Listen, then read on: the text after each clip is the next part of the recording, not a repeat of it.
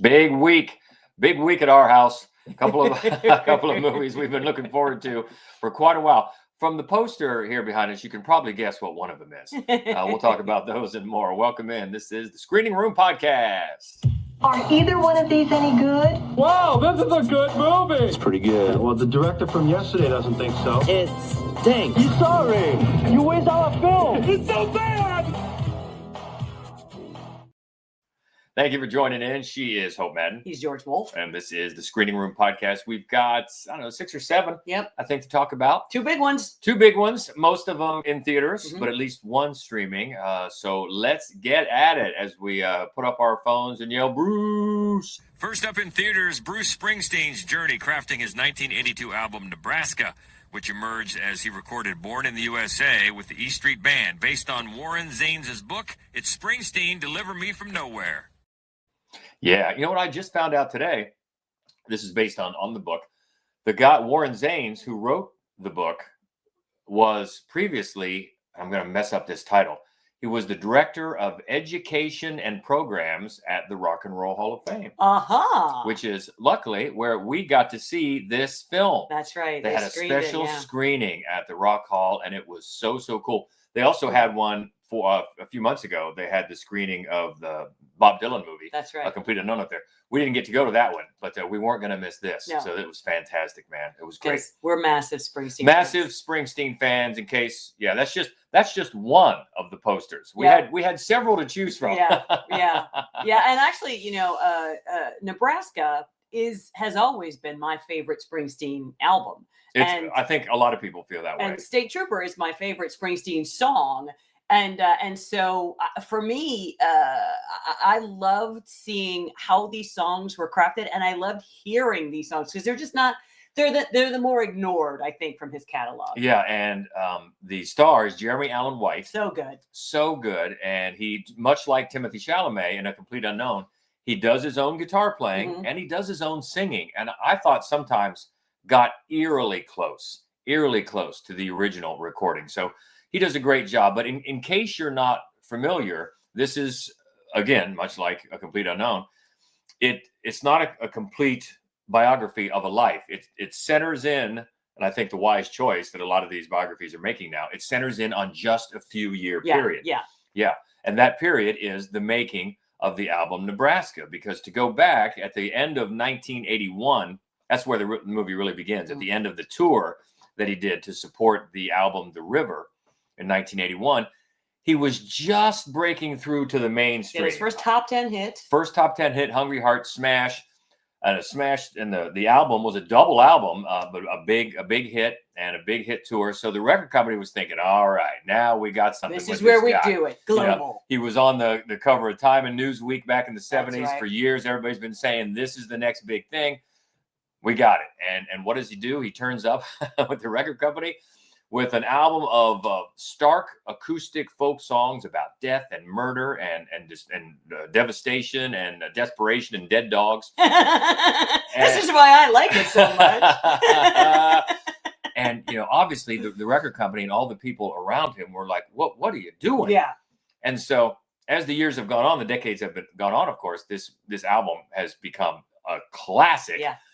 Influential to scores of musicians from all different genres. I mean, everybody recognizes the genius of this album now, but they didn't then. No. And so this is an exploration of why he felt the need to do those songs and how they came to be, and why he felt the need to champion it so strongly and say, no, this is what I'm doing. You're not going to put my face on the cover of the album. We're not going to do interviews. We're not going to tour. Here's the album.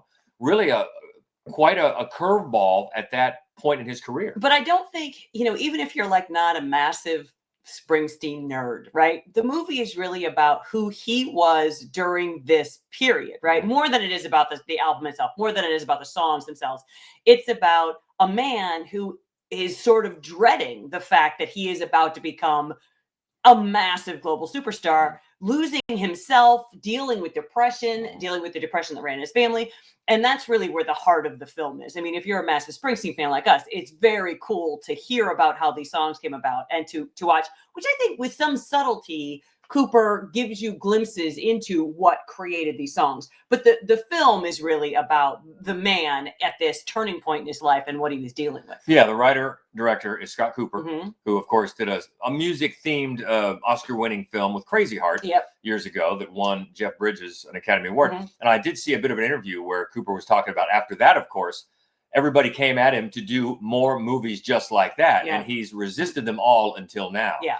When he read that book, he said, well, this is the one I can return to a music-based film. And he does a great job because he really soft pedals it. I mean, the flashbacks to Springsteen as a boy with his father played by Stephen Graham, great. So good. Mother played by Gabby Hoffman, Also so good. Yeah. They're in black and white, so stylistically they're different, and they're just layered in as the memories that they are. Yeah.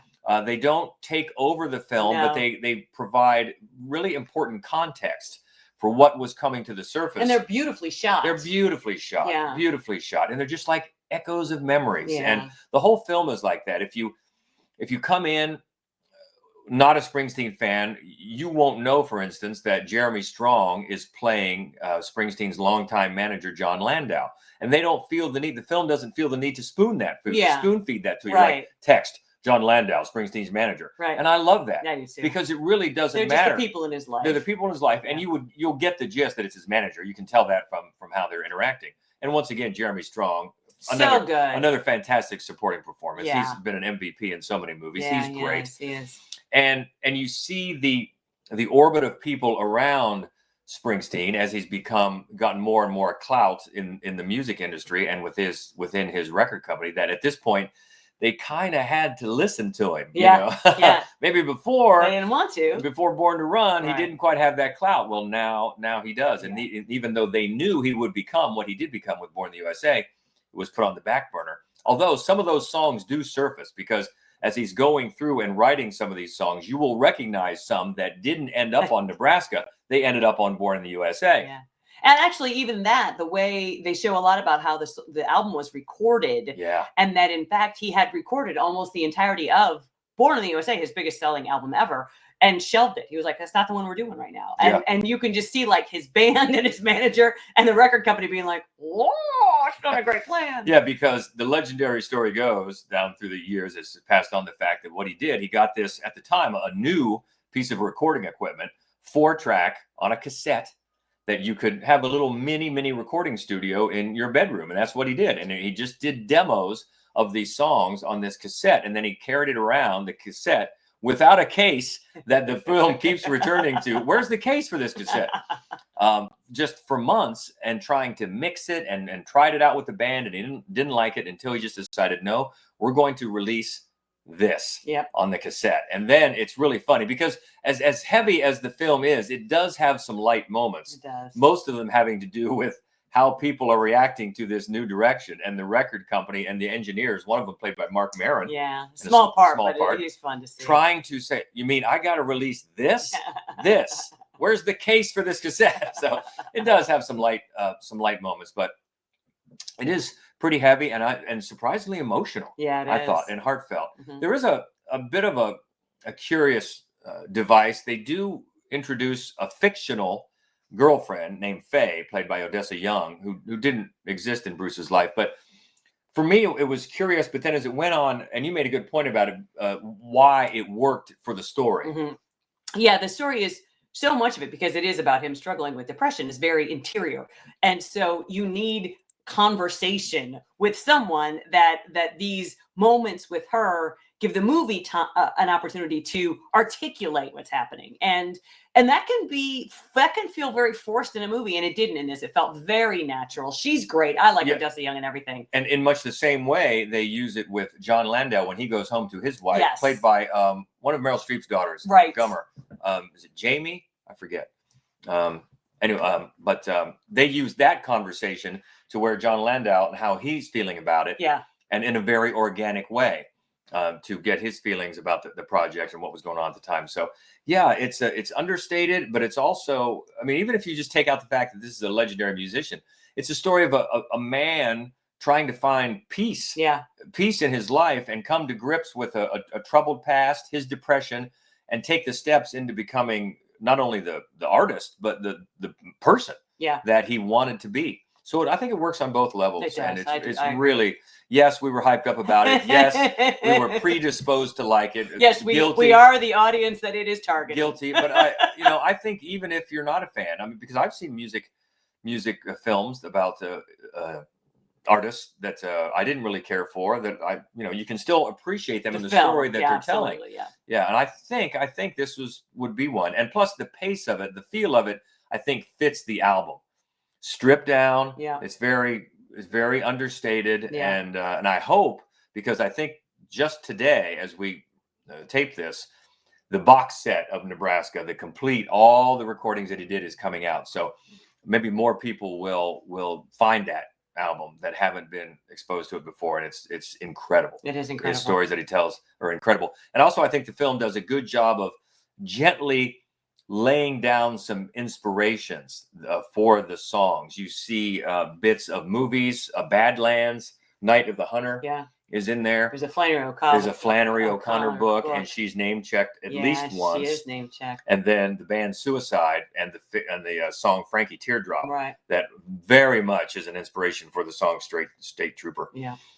You have that as well. And a funny scene where Paul Walker Hauser walks in on Bruce listening to that. He's like, is there death going on in here? About the way the music was headed. So yeah, we really, really like this. Yes. And it's one to see and experience on the big screen. Yeah. And I hope it does well. It tells a good story. And especially for Springsteen fans. Come on. That's a no-brainer. And Springsteen, they've added that to the front of the title. Springsteen: Deliver Me From Nowhere, in theaters now. Next in theaters, a brilliant but egotistical scientist brings a creature to life in a monstrous experiment that ultimately leads to the undoing of both the creator and his tragic creation, Guillermo del Toro's Frankenstein. Yeah, there's another one, boy. Because, well, first of all, we're always Guillermo del Toro. Yes, we're in. And then taking on Frankenstein. After all this time, when you hear a treatment of Frankenstein, it's understandable to roll your eyes, but not when you hear Guillermo del Toro. That's right. There are two reasons why this movie is really special. One is that he, in all of his films, he has a soft spot for the monster. And I think clearly so did Mary Shelley have a soft spot for the monster. And so it seems like a perfect property for him.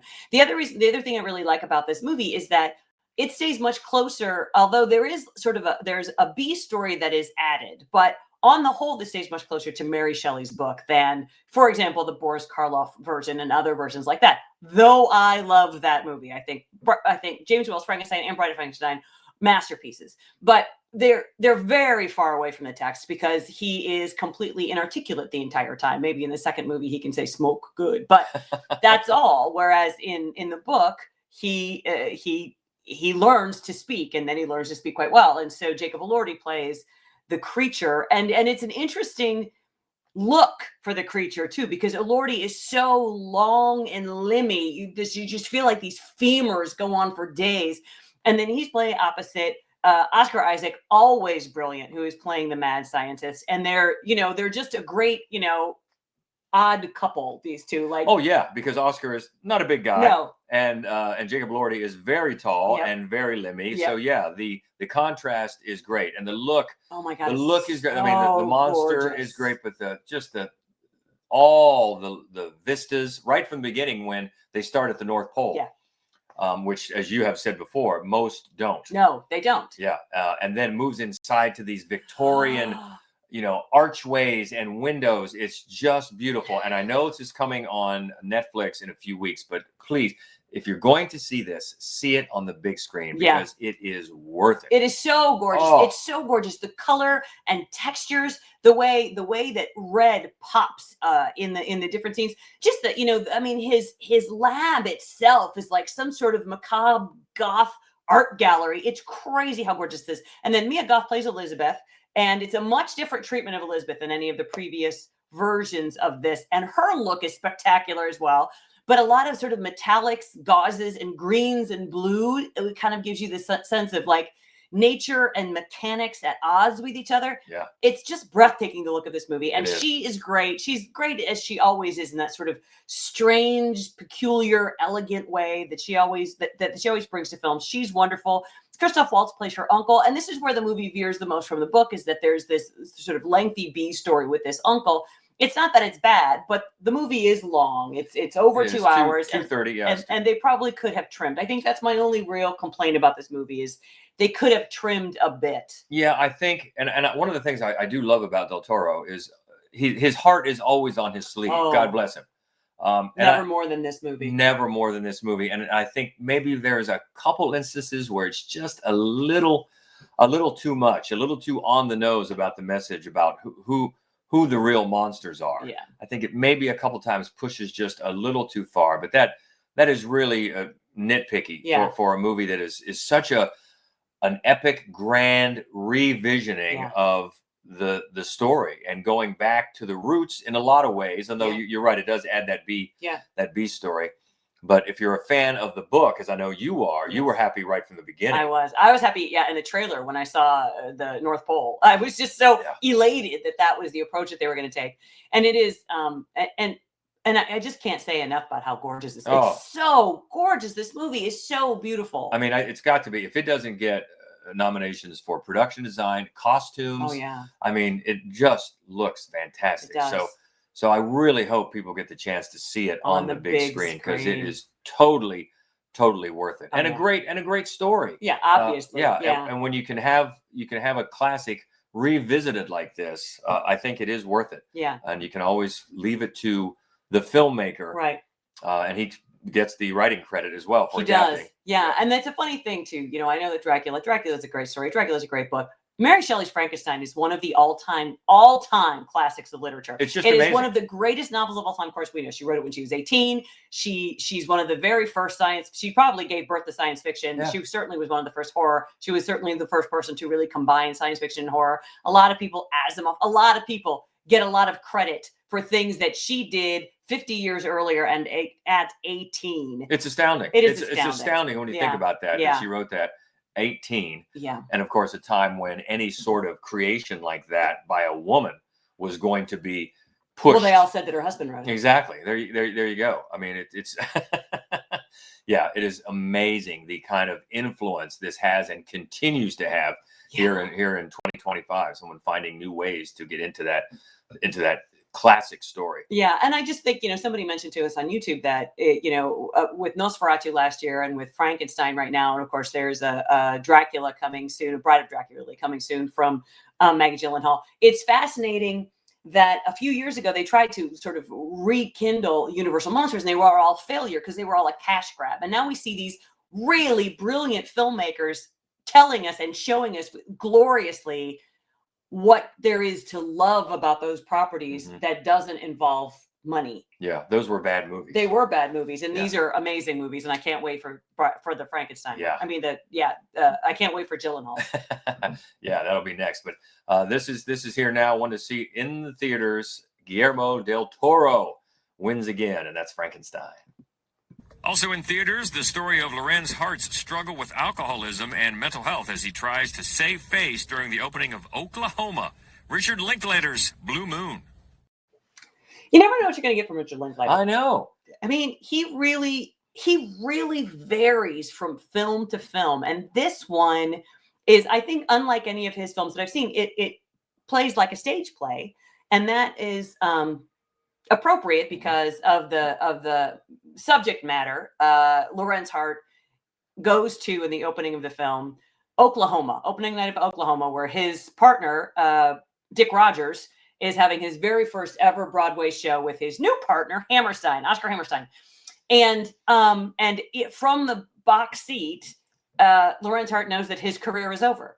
Because even though they've written more than 1,000 songs together, the film tells us, many big hits, including Blue Moon, but they've done a lot of shows together. He can tell watching this show that Rogers and Hammerstein are going to go on. They're going to go on to much more glory than he did. And they did. Yeah, they did. Rogers and Hart wrote a lot of songs and a lot of shows. Yeah, a lot of off Broadway. I think their best known shows were probably The Girlfriend and Pal Joey. Pal Joey, which was made into a movie, was I think their second to last.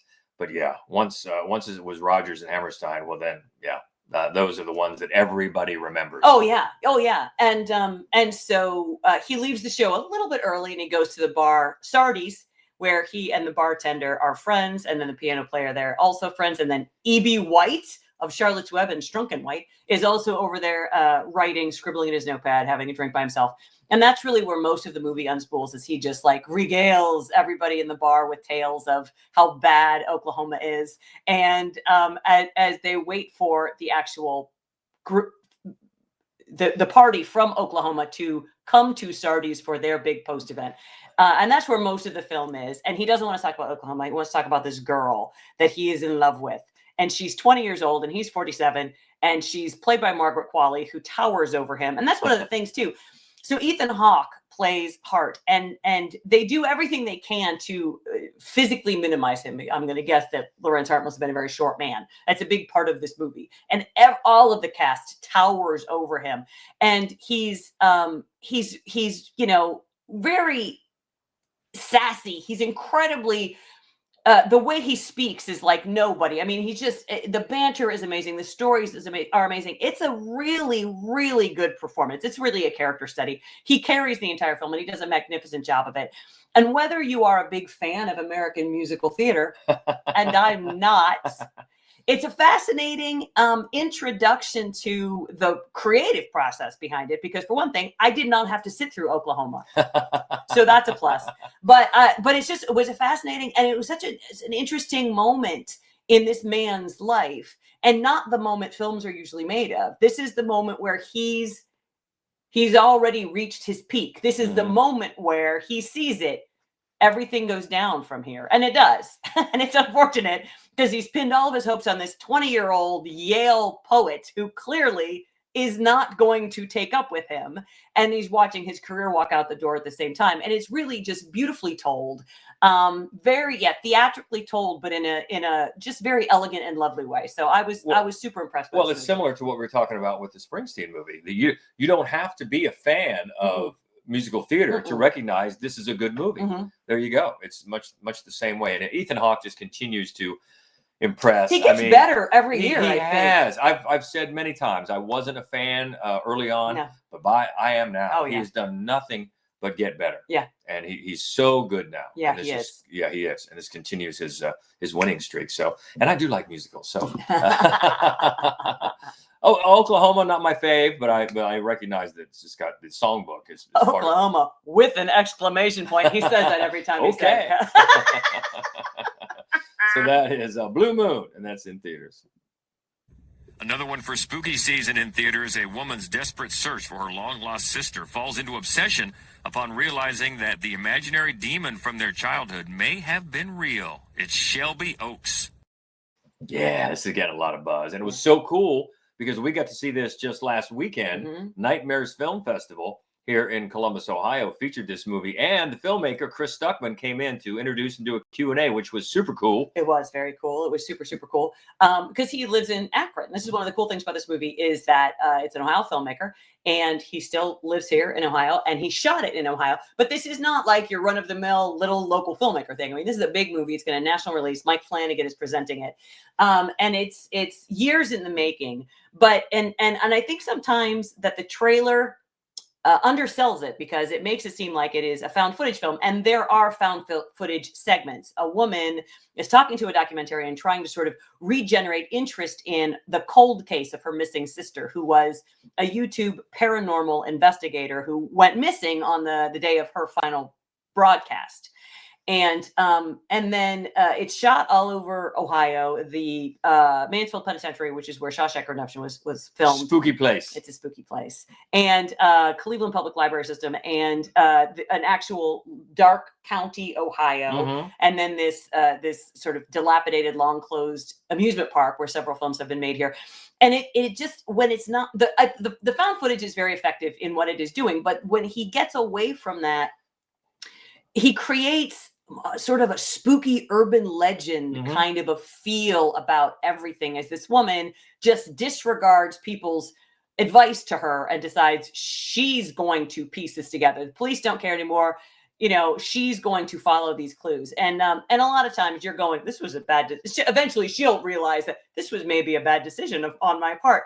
But it gets creepier and creepier as she goes along on her own. And it's a really great central performance. Sarah Dern plays the sister, and she does a wonderful job as just this protective older sister who feels like it's still her job to protect her little sister. And then they introduce this incredibly creepy old woman in the third act. I know, she is, man. I love a creepy old lady, man, and she is scary. It doesn't break a ton of new ground, but it does really show, I think, a lot of love for the genre, for other films in this genre. Yep. And it's well shot. It is well shot. For a debut film as a director, it is well shot. And like you said, the found footage is creepy, but then I think it does I think it's a good choice not being a quote unquote found footage movie. I think so too. I think that's a smart move. Yeah, I do too. Because it really looks good. When she goes on her own investigation, it's really well shot in a very spooky manner, kind of a throwback even manner, which really amplifies the ghost story, ghost town kind of a feeling about it. And it is rated R, but it's not a hard R. I mean, if you don't like really extreme stuff, I think you could handle this. I think so too. Well. And there is, like you said, there's a little bit of a creature, but one of the things I really appreciate about it, first of all, it's cool looking. Second of all, it's always like kind of in your periph, you're like, huh, what is that over there? And it's really underplayed in a way that I think makes it creepier. Yeah. So I think it's more creepy than the kind of stuff that if you don't want to if you're thinking you might be scared away by an R-rated horror movie. I think it's one that a lot of people might be surprised that you could, I can handle that. Yeah. And it's worth checking out on the creepy factor. Spooky for spooky season. Seems appropriate. Yeah. And that is Shelby Oaks, and it's in theaters now. Let's go to Hulu next. An upscale suburban mom brings a new nanny, Polly, into her home, only to discover she is not the person she claims to be. The hand that rocks the cradle. Oh, remember that from 1992. the pot boiler with Rebecca De Mornay and Annabella Sciorra. Yeah. And I think the guy's name was Matt McCoy, something like that. And so it's getting a reboot, a remake. So you think, okay, why? I mean, The Hand That Rocks the Cradle was a hit back in the day. It was one of those movies, if I remember it well enough, that you thought, this is probably not going to age that well. I mean, it's pulpy. It's very pulpy. It had that sort of a movie of the week sort of feel. And the fact that, it directed by a man, you could find threads that were pointing toward punishing this woman for being a modern woman. Let's put it that way. There's that thread to go about it too. But here you've got the director is Michelle Garza Cervera. Yes. Who is coming off on a horror movie that we liked a lot. Yeah, with Sarah the Bone Woman. And it is a maternal nightmare. But it takes an approach that I had never, ever seen before. A movie tell the story in this way. And it had to do with the fact that it was written and directed by a woman, as opposed to us watching a man tell us what a maternal nightmare would be. And it was really fresh. It was very scary. And I was excited to see what she would do with it. Yeah, because it's a different sort of maternal nightmare, which maybe is not so surprising that she would want to take this on, even though she did not write it. This was adapted by Micah Bloomberg, who he wrote, among other things, Sanctuary. Remember that a couple of years ago? Adapting the original work from Amanda Silver. And so it's basically the same framework. You've got this woman, upwardly mobile woman. She's a lawyer in LA, played by Mary Elizabeth Winstead. Always great. Always great. And she is doing some work for a tenants' rights group. And she meets Polly, played by Micah Monroe. Always great. And helps her out with some landlord issues. And then they meet again by chance at a local market and get to talking. And then it seems like, hey, maybe fate has dealt a good hand here, because Polly has done nanny work before, and she gets a glowing recommendation from her last employer. And Mary Elizabeth Winstead and her husband have a small child and a new baby on the way. Maybe she could be our nanny. So what luck, we found this woman. And then of course, you know the story, you know that they're lies and gaslighting. And what is this nanny trying to do? Take over my entire life and my children? What's going on? And that is the basic framework. Now, some important changes are made to the characters, which we're not going to say because those are important spoilers. But they certainly change the outlook of both of these characters, and about how you want to wait before you start checking boxes of who's a good mother and who's a bad mother. There are lots of secrets and lies going on. And I think because of Michelle Garza-Cervera's pedigree, you can tell that she's got good instincts for a horror thriller. I think this one drops a lot of the pulp in favor of a more horror on the horror side. In fact, I would call the original more of a thriller than anything else. Sure. This one I think definitely could qualify as a horror thriller, what I think is all the better for it. The performances, especially the two central performances, are really, really good as these two characters, again, without giving anything away, just have a cat and mouse of their personal histories and who's keeping secrets from whom and who maybe knows that secret. So it's fun in that way. It's still got a little bit of a pulpy thing underneath, but I think it does a good job in balancing that with a good old solid horror thriller. And it feels more modern. It deals with more modern issues.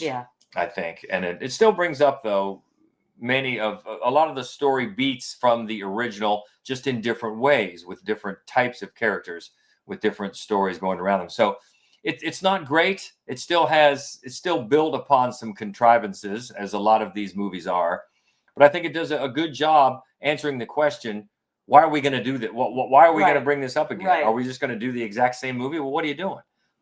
No, they're going to add a little something to it, and I think it really helps the fact that the director this time is a female. And on Hulu, so there you go. It's a good one. You got Hulu already fired up. It's not that long. Right. And it's spooky season. Yeah, and it's spooky season. I think it's got a decent modern update of The Hand That Rocks the Cradle on Hulu. Let's go to Apple TV for a documentary that follows a tribute to the comedy duo and a personal exploration by Ben Stiller into his family's legacy. It's Stiller and Meara. Nothing is lost.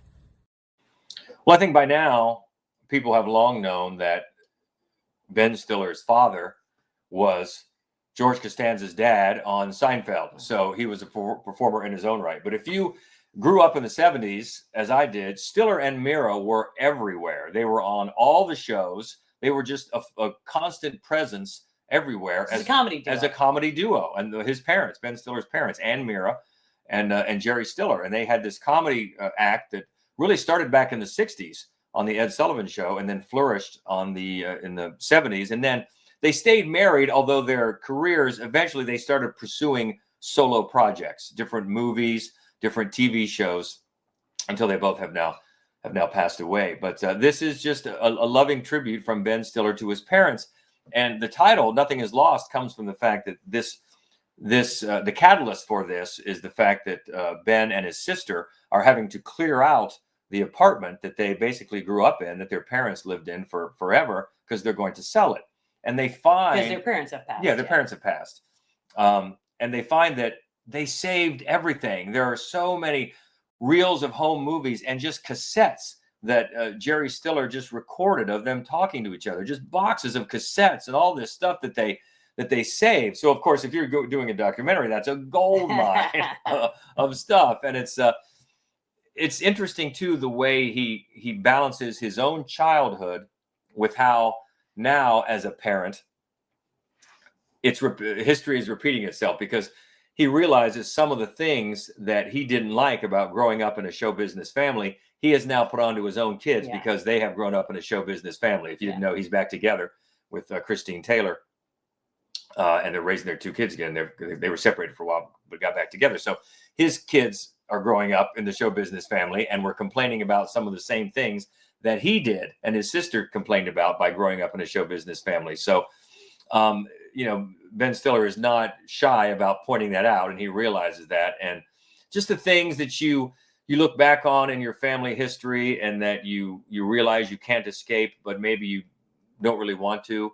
And would you change things if you had to, the way it turned out? Because his parents, there's clearly loved each other, even though as most couples say, there are times when you can drive each other crazy, but they find some letters that are a little friendly. And well, that's not what you want. Imagine finding those letters about your parents. So Ben and his sister kind of look at each other. Oh, so that's a funny moment. But it's a warm and really wonderful look back, especially if you remember Stiller and Meara as I do, or even if you just remember Jerry Stiller as George Costanza's dad. Yeah, you'll get a kick out of that, or even if you don't know anything about any of them. Because one of the things you might not know is that Ben Stiller has blossomed into an incredibly talented director. Yes, like he's a really highly regarded director, and this is his first feature-length documentary, but he does a wonderful job with it. Yeah, he really does, and you can tell it comes from the heart, obviously. Yeah, he's gone on to some of these shows that we haven't seen that we just hear are fantastic. But even Severance, that's him. He directed that. Yeah. But even years ago, I really liked his Walter Mitty. I thought that was good. So yeah, he's giving props where they're due to his mom and dad, Jerry Stiller and Ann Meara. So yeah, I enjoyed that. That's on Apple TV, and especially if you like that sort of trip down to the show business of the past and recognize all the Mike Douglas and Merv Griffin shows and the game shows they were on and all that stuff, hosted by Burt Convey. Check that out. That is Stiller and Meara. Nothing is lost on Apple TV. And a mystery that has shaken the Rocafort metro station in Barcelona for years enters fully into Laura's life when she starts working at this old, quiet shop and discovers that many people have died there under strange circumstances. Last stop, Rocafort Street. I was excited about this one, first of all, because among its many titles, one is called Barcelona Underground. So this movie, it's sometimes hard to find because it has been released with 3 different titles. And the one that you're likeliest to find is Last Stop, Rocafort Street. But Barcelona Underground was what it was pitched to us to review as. And it was, I was like, yeah, because I'm claustrophobic. And the idea of like horror movie set inside that tube, I am immediately terrified, and I was very excited about this. There are some that scene in American Werewolf in London that takes place in the tube is one of my favorites. I shall report this. Oh my God, it's one of the greatest because it really takes advantage of that horrifying, claustrophobic. Nobody else is there. Underground, you're trapped, and this movie squanders that the whole time. The story. So it's a young woman who this is her job. She works at the subway station, and she hasn't worked there for very long. But this particular stop, Rocafort Street, is legendary for suicides. That of all of the suicides that happen in all of Barcelona's underground, 3 out of 4 happen at the Rocafort Street station.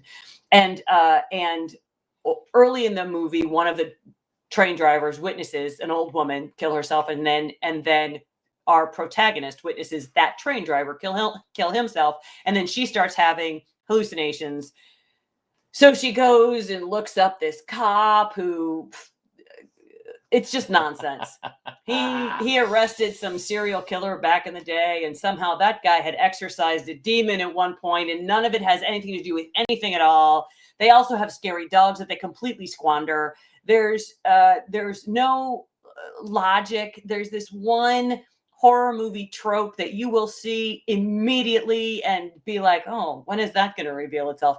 But the worst part about it is that the story doesn't hold together in any way. It almost just feels like a whole bunch of different jigsaw puzzle pieces from different puzzles that just don't fit together and don't make it one picture at all. It's bad.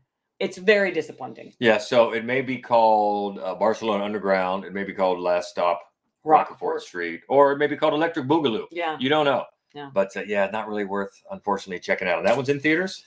That is streaming. That is streaming now. Yeah. So, nah. Not that's brings up the rear this week. But a lot of good stuff. A lot of good stuff to talk about and to see, both in theaters and for home streaming this week. We're looking ahead to next week. Ooh, we got another one we've been looking forward to. The latest from Yorgos Lanthimos, Begonia. Yeah, and also one that I have already watched and I'm very excited about. It actually opens midweek if you're looking for something spooky to watch with the kids. It is called Stitchhead, and it's adorable. Animated. It is animated. Okay. Yeah. Also one called Anniversary. Hedda. Ballad of a Small Player. I've been seeing the trailer for that. Looks good. Yeah, It Was Just an Accident. Oh, look forward to that one too. Great. And one called Indira. So that's next week. But what about this week? Frankenstein or Springsteen? Those are the big ones. Or maybe Blue Moon. What do you think? We keep the conversation going easily. You can find us anytime on the socials, MaddWolf Columbus. Also, the main website is MaddWolf.com. And if you like the horror films, also check out our other podcast, Fright Club. Do it's it. A horror movie only podcast is out there as well. So a lot of ways to get in touch. Enjoy the movies, especially for Frankenstein. See it on the big screen. Yeah. Please. And then we'll get back and we'll talk about it.